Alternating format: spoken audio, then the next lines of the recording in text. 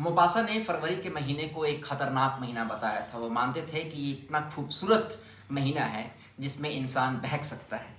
इस फरवरी के महीने यानी कि स्प्रिंग, जिसको हिंदी में देवों का महीना कहता है, मैं आपके लिए एक बहुत ही दिलचस्प किताब का रिव्यू लेके आया हूँ। इस किताब का नाम है Hillbilly Elegy, written by JD once.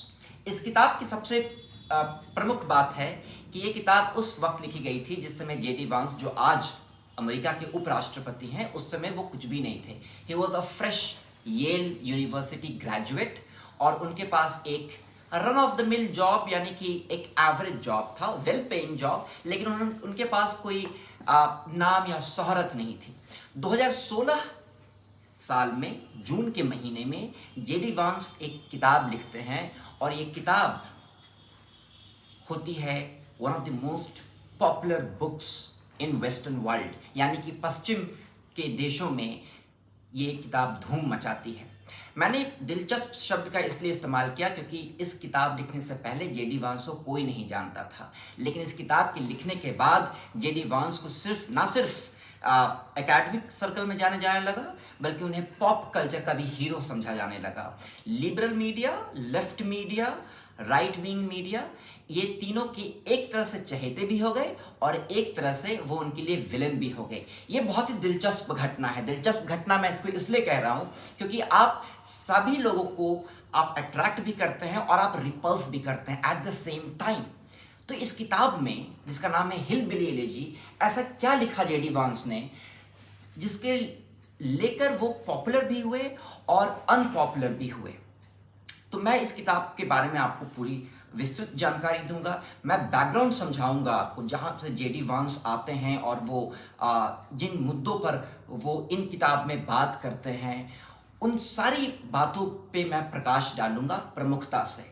पहले हमें समझना होगा कि हिल बिली का मतलब क्या होता है।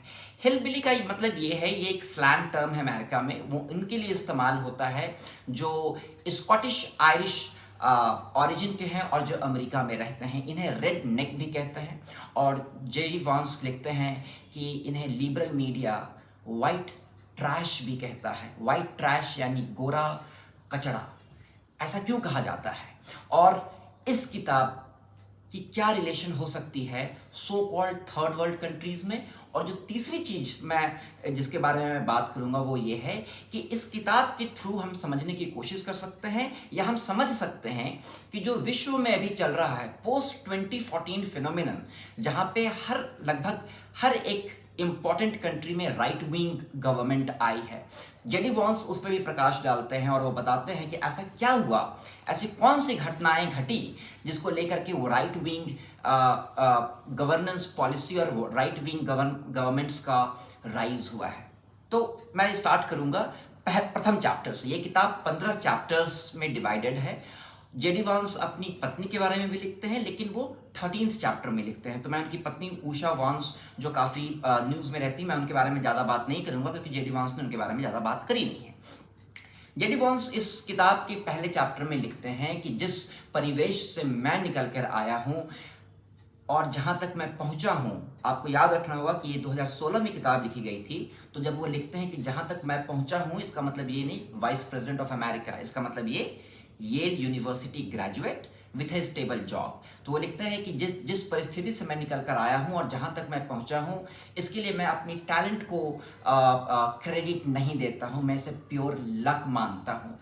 जहां से मैं आ रहा हूं, जिस रीजन से, रस्ट बेल्ट रीजन से, जहां से रेडनेक आया करते हैं, उनकी स्थिति इतनी खराब है कि वो जो लैटिनोज और अफ्रीकन अमेरिकन से उनकी स्थिति बद से बदतर है।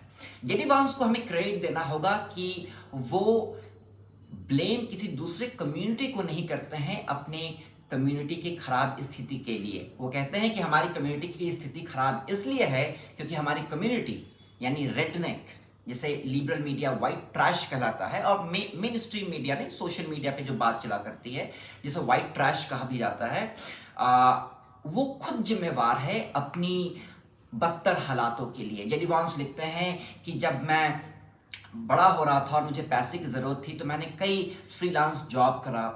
मुझे एक जॉब मिला टाइल्स फैक्ट्री में, जहां मेरा काम था टाइल्स को ऑनलोड और ऑफलोड करना, यानी ट्रक से उतारना और ट्रक पे चढ़ाना। वो लिखते हैं कि ये वेल पेइंग जॉब था, हर घंटे की $16 मिला करती थी और पे राइज वक्त के साथ बढ़ते रहता था। वो लिखते हैं कि मुझे छोड़कर और एक दो को छोड़ के जितने भी वाइट वहाँ पे काम कर रहे थे वो काम के प्रति बिल्कुल भी सीरियस नहीं थे। वो एक एनेक्डोटल स्टोरी बताते हैं कि कैसे एक वाइट मैन, इनके कम्युनिटी का इंसान, जॉब ढूंढते हुए आया और वो कहता है कि मुझे जॉब की बहुत ही ज़्यादा ज़रूरत है। जब उसे जॉब मिल गई तो उसने जॉब के प्रति कोई भी गंभीरता नहीं दिखलाई और ऐसा वक्त आया जब उसके पास से जॉब चला गया। जॉब जाने के बाद उसने फैक्ट्री ओनर को ब्लेम करा अपनी स्थिति के लिए और इमोशनली ब्लैकमेल करने की कोशिश करी, ये कहते हुए कि क्या आपको मुझ पर बिल्कुल भी तरस नहीं आता है, I have a pregnant girlfriend to take care of and still you are firing. JD Vance लिखते हैं कि यही हमारी कम्युनिटी की सबसे बड़ी दुर्भाग्य है कि गलतियां हम खुद करते हैं और बुराई दूसरों में ढूंढते हैं। वो लिखते हैं कि हमारी कम्युनिटी में अगर आप कुछ फ्रेज की इस्तेमाल कीजिएगा जैसे वेलफेयर क्वीन, तो लोग ये सोचता है कि an African fat black woman living on doles, यानी कि अफ्रीकन ओरिजिन की ब्लैक कम्युनिटी की महिला, जिसे हम पॉलिटिकली करेक्ट लैंग्वेज में कलर्ड महिला कह सकते हैं, हमारी कम्युनिटी वैसी सोच रखती है वेलफेयर क्वीन के बारे में। लेकिन हालात ये है कि ये बात बिल्कुल भी सही नहीं है। जेडी वांस बहुत ही बैलेंस्ड है अपने व्यूज़ में, चाहे वो सोशलिज्म हो या कैपिटलिज्म हो, वो किसी की एक तरफा साइड नहीं लेते हैं। हालांकि वो ये साफ कर देते हैं कि जिस कम्युनिटी से वो उठकर आए हैं उनके लिए लिबरल हो पाना मुश्किल है, वो एक कंजर्वेटिव है। इस किताब में जो सबसे ज़्यादा जिक्र उन्होंने किया है वो है दो इंसान, उनके नाना और नानी। और मुझे इस किताब पढ़ते समय याद आ गई बराक ओबामा। बराक ओबामा ने अपनी autobiography dreams from my father में अपनी नानी टूट्स की काफ़ी जिक्र करी है। जेडी वांस ने भी इस किताब में मेमो और पापा की सबसे ज़्यादा जिक्र करी है। उनकी स्ट्रॉन्गेस्ट लैंग्वेज जो है वो रिजर्व्ड है अपनी माँ के लिए। वो कहते हैं कि when I was growing up there were so many men in my mother's life, यानी कि जब मैं बड़ा हो रहा था तो मेरी माँ नशे और मर्दों से घिरी हुई थी और मुझे खुद नहीं पता था कि आज मेरा स्टेप फादर कौन है और कल कौन होगा। वो कहते हैं कि वो मेरे लिए एक सदमा था, मैं उससे आज तक उभर नहीं पाया और मेरी फैमिली रिलेशन अपनी माँ और अपनी सिबलिंग से बिल्कुल भी बेहतर नहीं है और मैं इसके लिए उनको ब्लेम नहीं करता हूँ, हालांकि वो मुझे किसी बात को लेकर ब्लेम करते हैं। ये प्रथम चैप्टर में वो बताते हैं अपनी जीवन से रिलेटेड स्टोरी। सेकेंड चैप्टर में वो रेडनेक यानी स्कॉट आयरिश ओरिजिन के वाइट अमेरिकन्स की सोशल स्ट्रक्चर के बारे में बात करते हैं और बताते हैं कि जिस पृष्ठभूमि से वो आ रहे हैं उसके लिए फैमिली का होना कितना इम्पॉर्टेंट है और फैमिली स्ट्रक्चर की क्या इम्पोर्टेंस होती है जब एक बच्चा बड़ा हो रहा होता है। तो वो एक कहानी बताते हैं अपने नाना और नानी की और अपने अंकल्स, मैटरनल अंकल्स की, और महिलाओं की भूमिका जो रहती है परिवार के प्रति, और जो मेल मेंबर्स होते हैं वो उनकी भूमिकाओं के बारे में बात करते हैं। Possessiveness, violence, drug abuse and family abuse including sexual abuse, इन सारी बातों पर वो बहुत ही विस्तृत रूप से बात करते हैं। जब किताब जैसे जैसे आगे बढ़ता है वो एनालाइज करते हैं अमेरिका में हो रही पॉलिटिकल चर्निंग जिसे हम कह सकते हैं। वो किताब इस समय लिखी गई थी जिस समय डोनाल्ड ट्रंप अमेरिका की प्रेसिडेंट बनने की चाह रख रहे थे, लेकिन ज़्यादातर लोग ये मान रहे थे कि डोनाल्ड ट्रंप प्रेसिडेंट नहीं बनेगा and it was a prank by a billionaire. JD Vance लिखते हैं कि हमें ट्रंप को एक प्रैंक के रूप में नहीं देखना चाहिए। The man is serious about being president of America. Irony ये है कि जेडी वांस आज ट्रंप के एडमिनिस्ट्रेशन में वाइस प्रेसिडेंट हैं, लेकिन 2016 के जून महीने में जब ये किताब आई थी तो जेडी वांस one of the biggest critic of Trump थे, इसलिए वो लिबरल मीडिया के चहेते भी बने।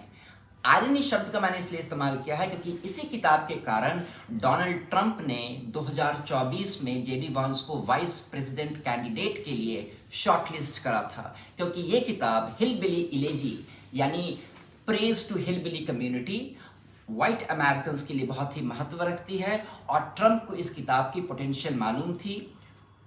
इस किताब की सिर्फ पोटेंशियल नहीं, the issues raised bye JD वांस और जेडी वांस की कल्चरल पोजीशनिंग इन अमेरिका ने एक बहुत बड़ी भूमिका अदा करी उनको ट्रंप का चहेता बनाने में।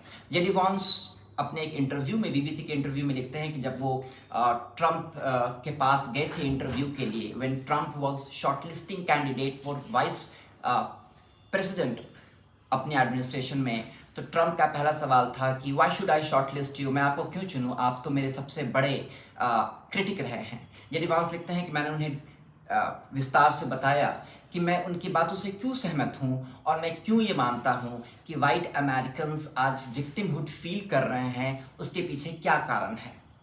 उनकी पॉपुलेशन में परसेंटेज घटी है, 62 से वो 57% पे पहुंच चुके हैं। उनकी सोशियो इकोनॉमिक कंडीशन आज बहुत अच्छी नहीं है और उसके पीछे की रीज़न है, इस किताब में जेडी वॉन्स लिखते हैं कि इसके पीछे का रीज़न है कि जितनी भी रस्ट बेल्ट एरियाज थे जहां पर मैन्युफैक्चरिंग हुआ करता था, वो सारी की सारी कंपनीज आज साउथ ईस्ट एशिया या साउथ एशिया में चली गई है, यानी कि Japan, Taiwan, Korea, India, Vietnam वगैरह वगैरह, इन कंट्रीज़ में ये सारी कंपनीज जो मैन्युफैक्चरिंग इंडस्ट्रीज़ थी, खास करके स्टील और एल्यूमिनियम में, वो शिफ्ट कर गई, जिसके कारण वाइट अमेरिकन्स जो बहुत ही स्किल्ड वर्कफोर्स नहीं है, वो अपनी जॉब खो देते हैं और वो फाइनेंशियली इनसिक्योर हो जाते हैं और कैसे वो गुस्सा होकर के अपनी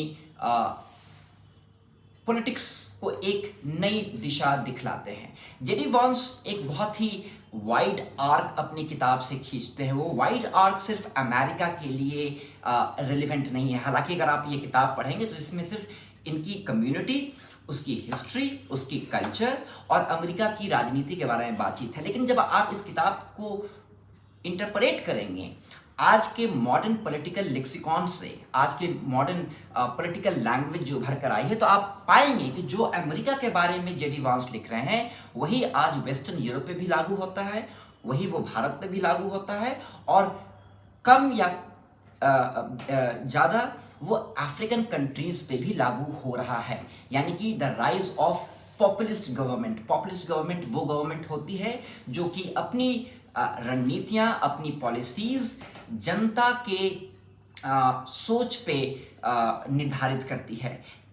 वो पॉलिसी गलत भी हो सकती है, वो पॉलिसी सही भी हो सकती है, लेकिन इस ऐसी गवर्नमेंट पॉलिसीज को हम पॉपुलिस्ट कहते हैं, जो पॉपुलर लोगों के बीच में होगा।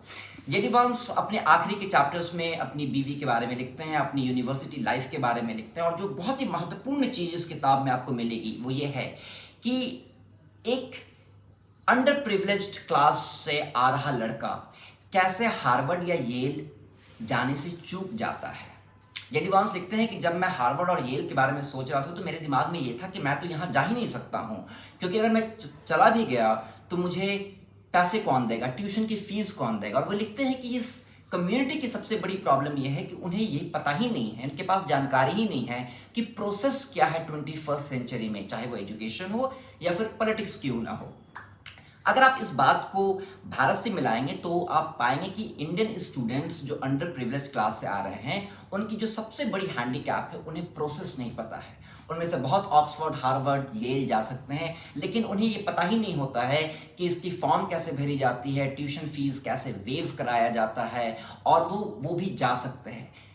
अगर मैं एक सेंटेंस में इस बात को कहूँ, एक वाक्य में अपनी बात को कहूँ, तो जेडी वॉन्स का कहना है कि we have stopped dreaming because we have been condition to think small. यानी कि हम बड़ा सोचना छोड़ चुके हैं क्योंकि हमारी कंडीशनिंग इस तरीके से हुई है कि हम सिर्फ छोटो चीज़ों में उलझ कर रह जाते हैं। तो इन मुद्दों पर वो बात करते हैं, वो बताते हैं कि येल यूनिवर्सिटी ने उनकी जो हराइजन है कैसे ब्रॉड की। पर्सनल चीज़ों के बारे में उन्होंने बहुत विस्तृत रूप से बात की है और बहुत ही फ्रैंकली बात करा है। उन्होंने कहा कि जब उषा वॉन्स से वो मिले तो वो बहुत ही रिक्लूसिव स्टूडेंट थे। रिक्लूसिव स्टूडेंट यानी जो खुद में रहता हो, जिसका अपना एक शेल हो और उस शेल में वो कछुए की तरह छुप जाता हो। वो लिखते हैं कि उषा वॉन्स जो आज उनकी पत्नी है, उस समय उन्हें बहुत इनकरेज की अपनी कंफर्ट जोन से बाहर आने के लिए। वो कहते हैं कि उनकी माँ के कारण उनकी एक आदत थी टैंट्रम फेंकने की, टू थ्रो टैंट्रम्स। उनकी उस समय की गर्लफ्रेंड और अभी की पत्नी उनके साथ इन कठिन परिस्थितियों में भी उनके साथ रहीं और उनको बताया कि आपको काउंसलिंग की ज़रूरत है। जेडी वॉन्स लिखते हैं कि एक समय ऐसा आया जब मुझे ऐसा लगा कि मैं अपनी माँ की तरह होते चला जा रहा हूँ। A person I hate most I am imbibing her values, यानी कि जिस इंसान से आप सबसे ज्यादा घृणा या सबसे ज्यादा चिढ़ते हैं, आप उसकी वैल्यूज को सबकॉन्शियसली इम्बाइब कर लेते हैं या अपने में समाहित कर लेते हैं। उषा वांस ने एक बहुत ही स्टेलर रोल प्ले किया कि जेडी वांस अपनी इस शेल से बाहर आ सकें, अपनी कंफर्ट जोन से निकल सकें, अपनी भावनाओं को बता सकें। और वो कहते हैं कि ये शादी बची सिर्फ उषा के कारण। अगर उषा मेरी ज़िंदगी में नहीं होती तो मैं कभी भी इस रिश्ते को नहीं निभा पाता। वो बताते हैं कि इस रिश्ते को निभाने के लिए आपको फ्रैंकनेस चाहिए होता है, you need to accept the flaws that you have in your self, और आपको अपने पार्टनर से बात करनी होती है। वे कहते हैं कि मेरी आदत नहीं थी किसी से बात करने की, मेरी आदत थी अगर लड़ाई हो तो पीछे हट जाने की और कहीं चले जाने की। उषा ने मुझसे कहा बैठकर दो एडल्ट की तरह बात करने को, जिससे मुझे काफ़ी फ़ायदा हुआ और ये शादी बची। जो मुझे एक इम्पॉर्टेंट फ्रेज़ मिला जिससे मुझे ऐसा लगा कि जेडी वांस सिर्फ एक राइट विंग पॉलिटिशियन नहीं है, लेकिन वो पॉलिटिकली इनकरेक्ट लैंग्वेज भी इस्तेमाल करते हैं और उन्हें समझ में भी नहीं आता है कि वो क्या कह रहे हैं। फॉर एग्जाम्पल, जब उन्होंने उषा वांस की अपनी पत्नी की डिस्क्रिप्शन दी है तो उन्होंने कहा कि जब मैं उन्हें पहली बार देखा तो मुझे वो जेनेटिक एनामली नजर आई। एनामली यानी कि something which is not normal. और ये जेडी वांस अनएपोलोजेटिकली लिख रहे हैं अपनी किताब में। किताब एडिट भी हुई होगी, प्रूफ रीड भी हुई होगी, और मुझे इसके पीछे का कारण नहीं समझ में आया कि आप जब अपनी पत्नी की डिस्क्रिप्शन दे रहे हैं तो आप उन्हें एक जेनेटिक एनामली क्यों कह रहे हैं। हालांकि जेडी वांस कहते हैं कि मुझे फ्रैंक कन्वर्सेशन बहुत ज़्यादा पसंद है, खास करके अपनी पत्नी के संपर्क में आने के बाद। मेरी पत्नी वैसी इंसान है जो किसी के मुंह पे उसकी बुराई कर सके और बिना ये एहसास हुए कि वो उसकी बुराई कर रही है। इन सारे बातों पे जेडी वांस ने बहुत ही प्रखरता और बहुत ही फ्रैंकनेस के साथ बात करी है।